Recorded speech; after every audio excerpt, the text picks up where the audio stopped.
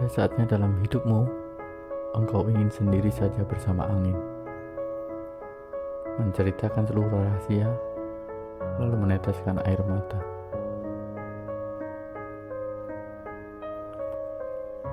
Kalimat ini saya kutip dari catatan Bung Karno tahun 1933. Ada kalanya dalam hidup kita memerlukan waktu untuk sendiri, menjauh sejenak dari hiruk-pikuk dunia yang menjenuhkan, mengevaluasi perjalanan hidup yang sudah dilalui hingga saat ini, mereview kembali resolusi yang kita susun, dan melihat relevansi atau mengeliminasi dari kondisi saat ini.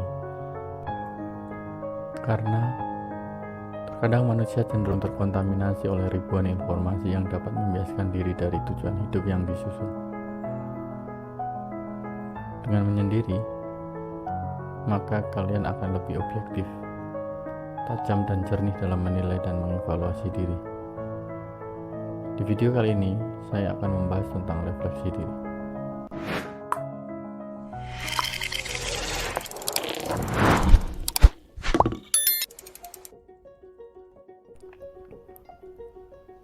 Melakukan refleksi diri bisa membuka kesempatan kita untuk melihat hal-hal penting dari setiap keadaan yang sudah pernah kita lalui. Bila dilakukan secara rutin dan dengan cara yang tepat, refleksi diri bisa membuat hidup lebih sehat, seimbang, dan bahagia. Kalau di dalam agama, kita disuruh tafakur, disuruh muhasabah. Bahkan Nabi besar Muhammad SAW dalam waktu-waktu tertentu selalu melakukan refleksi diri di Gua Hira. Refleksi diri ada kaitannya dengan proses pembelajaran yang ada di otak manusia. Hal ini yang membuat manusia lebih sempurna dibanding makhluk hidup lainnya, di mana manusia bisa berpikir tentang hal-hal yang ada di dalam pikiran mereka. Manusia bisa memikirkan apa yang dipikir. Hal inilah yang menyebabkan manusia dapat menyelesaikan masalah-masalahnya sendiri dan beradaptasi dengan cepat, menemukan hal-hal baru dari sesuatu hal yang ia pikirkan. Hal itu dikarenakan manusia memiliki metakognitif yang dapat membantu dalam menyelesaikan hal-hal yang ada di dalam pikirannya. Dengan mengetahui dan memahami apa yang kita tahu, apa yang kita pikirkan, dan bagaimana proses kita dalam berpikir, hal ini termasuk kemampuan untuk mengatur pikiran kita sendiri ketika sedang mengerjakan sesuatu hal. Banyak sekali manfaat untuk diri kita jika kita dapat melakukan refleksi diri. Yang pertama, dengan melakukan refleksi diri, kita dapat memahami kelebihan dan kekurangan diri kita. Dengan memahami kekurangan dan kelebihan diri kita, kita dapat mengembangkan kelebihan kita menjadi sesuatu keterampilan dengan lebih tepat.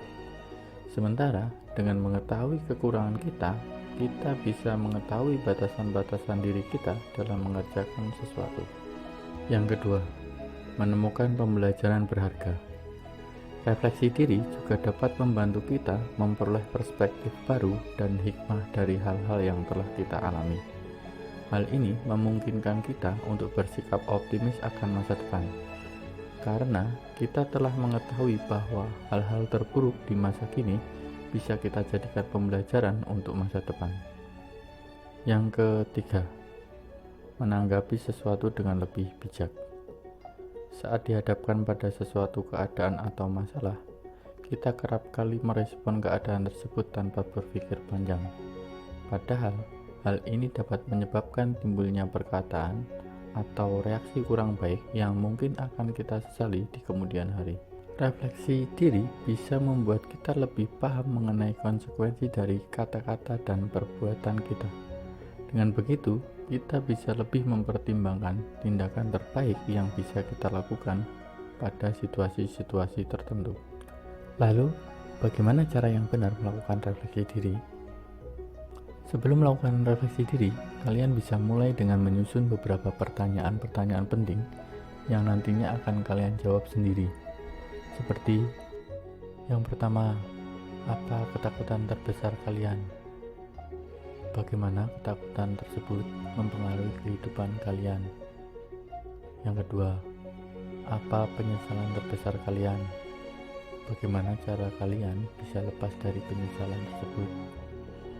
Yang ketiga, adakah cara yang bisa membuat kalian menjadi teman, rekan kerja, atau pasangan yang lebih baik? Selain pertanyaan-pertanyaan yang barusan saya contohkan, kalian juga bisa menambahkan pertanyaan lain, semisal pertanyaan yang mungkin ada di pikiran kalian selama ini tetapi belum mampu terpecahkan, atau pertanyaan-pertanyaan lain yang ada di kehidupan kalian yang ingin kalian pecahkan. Setelah menentukan pertanyaan untuk proses refleksi diri, kalian bisa memilih metode refleksi diri yang menurut kalian paling nyaman. Berbagai metode refleksi diri yang bisa kalian pilih diantaranya bermeditasi, berjalan, berlari, atau menulis. Kalau saya biasanya melakukannya di kamar atau di villa di daerah dekat pegunungan atau di pinggir pantai di kota saya. Kebetulan saya berada di kota Solo, saya biasa melakukannya di Tawangmangu atau di Pantai Parangtritis. Bagi kalian yang mungkin pernah singgah di Tawangmangu atau di Pantai Parangtritis, bisa komen di bawah ini. Alasan saya memilih lokasi ini agar tidak tensin kalau suatu ketika saya bisa menangis atau berteriak, dan saya melakukannya dengan sendiri.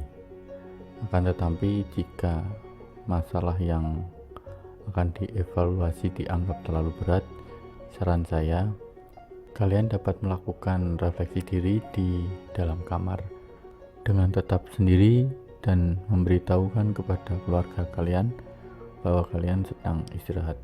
Di sini kalian dituntut kejujuran dan tanpa ragu, tak perlu meminta pertimbangan teman atau siapapun. Jawab saja sesuai yang kalian rasakan, sesuai dari hati kecil kalian. Jika pertanyaan tersebut sudah mampu kalian jawab, kemudian coba pikirkan apakah ada hal-hal yang mungkin bisa kalian pelajari, bisa kalian petik.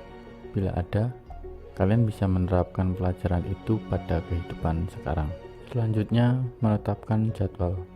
Kalian bisa menentukan waktu untuk melakukan refleksi diri. Bisa mulai dari waktu yang sangat singkat, misalnya 10 menit sebelum tidur atau 10 menit setelah bangun tidur. Dengan melakukan secara teratur, mental kalian akan lebih baik. Jika sudah bisa mulai mengontrol emosi dan mood diri kalian, kalian bisa memodifikasi dengan berkunjung ke pegunungan atau pantai seorang diri dalam waktu-waktu tertentu, seperti yang saya lakukan. Hal itu sangat meningkatkan mood atau konsentrasi kalian dan menguatkan komitmen-komitmen yang sudah kita susun dalam resolusi hidup. Namun, perlu digarisbawahi bahwa tujuan melakukan refleksi diri bukanlah untuk menyalahkan diri sendiri atau menyesali hal-hal yang telah terjadi dalam hidup kita. Refleksi diri dilakukan agar kita bisa belajar dan mampu membuat perubahan ke arah yang lebih baik di masa mendatang. Bila selama ini kalian merasa memiliki banyak kesalahan atau banyak menyesali hal yang terjadi di masa lalu, bisa jadi refleksi diri yang kalian lakukan tidak benar. Hal ini tidak boleh dipelihara karena tidak baik untuk self-esteem dan kesehatan mental kalian. Seperti video yang pernah saya bahas terkait self-esteem, kalian bisa lihat video tersebut dengan mengklik tanda seru di atas. Semoga video ini dapat membantu kalian untuk menjalani resolusi kehidupan dengan lebih baik, dengan tetap menjaga mental diri dan penuh percaya diri. Akhir kata, saya Wiharja. Sampai berjumpa lagi di video-video selanjutnya.